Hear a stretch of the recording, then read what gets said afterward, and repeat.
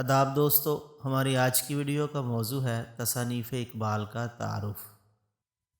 علم الاقتصاد سن اشاعت 1903 عیسوی اقتصادی مباحث پر مبنی کتاب ہے۔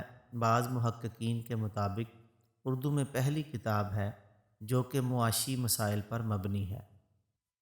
اقبال اقتصادیات کے باقاعدہ طالب علم تو نہ تھے، لیکن ان کی بعض بحثیں آج بھی کارآمد ہیں۔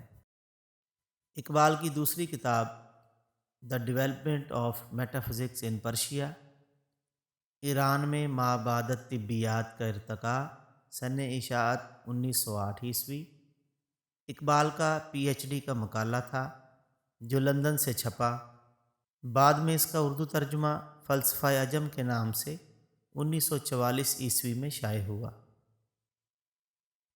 اقبال کی تیسری کتاب ہے اسرار خودی، سال اشاعت 1915 عیسوی، اقبال کی شاعری کا پہلا مجموعہ ہے جو کہ فارسی زبان میں ہے۔ اسی میں اقبال نے خودی کا فلسفہ پیش کیا اور اس کے مراحل بیان کیے۔ چوتھی کتاب رموز بے خودی، سن اشاعت 1918 عیسوی، فارسی شاعری کا مجموعہ ہے۔ خودی کے حصول، اپنی ذات کے ادراک کے بعد اگلا مرحلہ آتا ہے بے خودی، جہاں خودی قوم کے لیے وقف ہو جاتی ہے۔ پانچویں کتاب اقبال کی ہے پیام مشرق، سن اشاعت 1923 عیسوی، فارسی شاعری کا مجموعہ ہے۔ گوئٹے کے دیوان مغربی کے جواب میں لکھا گیا۔ اقبال بیان کرنے کی کوشش کرتے ہیں کہ مشرق کے پاس کیا کچھ موجود تھا جو کہ اس نے لٹا دیا۔ چھٹا شعری مجموعہ ہے بانگ درا، سن اشاعت 1924 عیسوی۔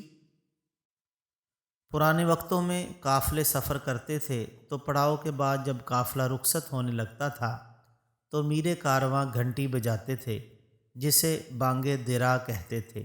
یہ اقبال کا پہلا اردو زبان میں شعری مجموعہ ہے جو 3 حصوں میں تقسیم ہے، اور اقبال کا فکری ارتقاء اس کتاب میں پوری طرح سامنے آتا ہے۔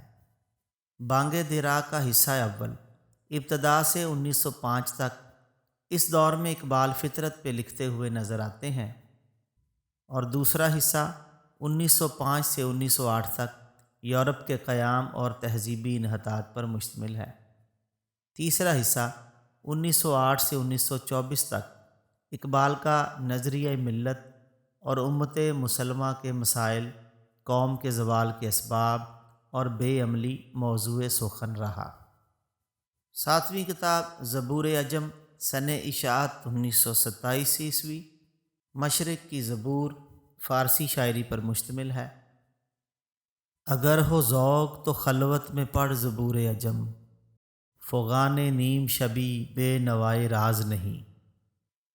آٹھویں کتاب ہے جاوید نامہ، سال اشاعت 1932 عیسوی، فارسی شاعری پر مشتمل مجموعہ ہے۔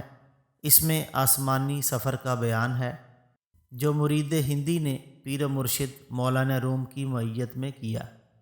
اس سفر میں جو کہ تصوراتی ہے، اقبال نے تاریخ کے کئی کرداروں سے مکالمہ کیا۔ اقبال نے اس کتاب کے بارے میں ایک خط میں لکھا ہے کہ اس نے میرا خون نچوڑ لیا ہے اور مجھے تھکا دیا ہے۔ مسافر، سن اشاعت 1934 عیسوی، اقبال کی فارسی مثنوی ہے۔ افغانستان کے بادشاہ نے جب وہاں تعلیمی بات کے لیے آپ کو بلایا تھا تو آپ نے اس سفر کی روداد اور مشاہدات اس کتاب میں مثنوی کی صورت میں قلم بند کیے۔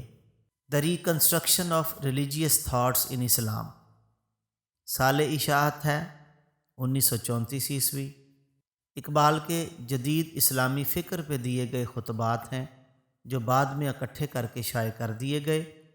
ان کا اردو ترجمہ تشکیل جدید الہیات اسلامیہ کے نام سے سید نذیر نیازی نے اقبال کی زندگی میں ہی شروع کر دیا تھا، جو بعد میں شائع ہوا۔ بال جبریل، سن اشاعت 1935، اردو شاعری کا مجموعہ ہے جس میں اقبال کی لازوال نظمیں ذوق و شوق، مسجد قرطبہ اور ساقی نامہ شامل ہیں۔ یہ اقبال کے فن کی معراج کا زمانہ ہے اور ان نظموں میں ان کے کلام کی وسعت اور گہرائی کا اندازہ ہوتا ہے۔ ضرب کلیم سن اشاعت 1936 عیسوی۔ اقبال اسے دور جدید کے خلاف جنگ کہتے ہیں۔ اردو زبان میں لکھا گیا شعری مجموعہ ہے جو اپنے مشمولات اور منظومات کے حوالے سے صحیح معنوں میں جدید مگر اقدار سے عاری معاشرے کے خلاف جنگ ہے۔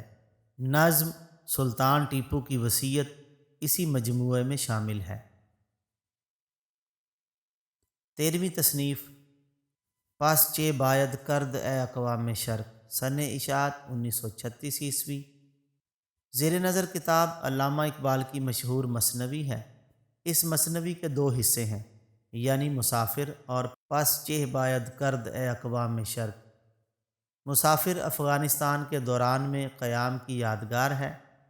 پس چہ باید کرد اے اقوام شرق کی شان تصنیف یہ ہے کہ جس زمانے میں علامہ اپنے علاج کے لیے بھوپال تشریف لے گئے تھے، ایک رات سر سید احمد خان سے خواب میں ملاقات ہوئی۔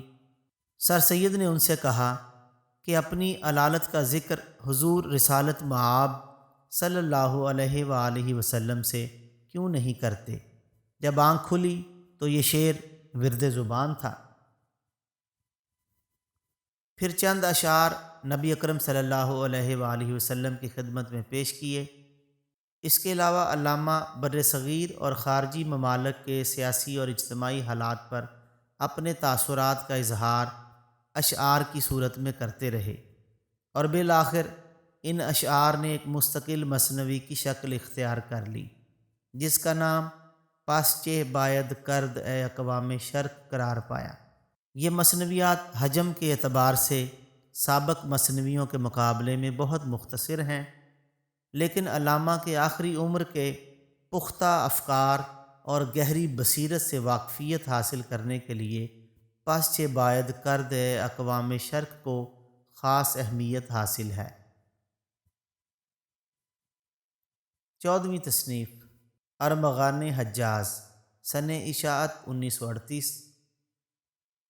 یہ مجموعہ فارسی شاعری اور اردو شاعری کا مشترکہ مجموعہ ہے۔ اقبال اپنی زندگی میں اس کی ترتیب کا کام مکمل کر چکے تھے، لیکن اس کی اشاعت آپ کی وفات کے بعد چودھری محمد حسین کی نگرانی میں وقوع پذیر ہوئی۔ اقبال کی معرکۃ الآراء نظم ابلیس کی مجلس شورا اسی مجموعے میں شامل ہے۔ دوستو، یہ ویڈیو جاری ہے، باقی تصانیف کا ذکر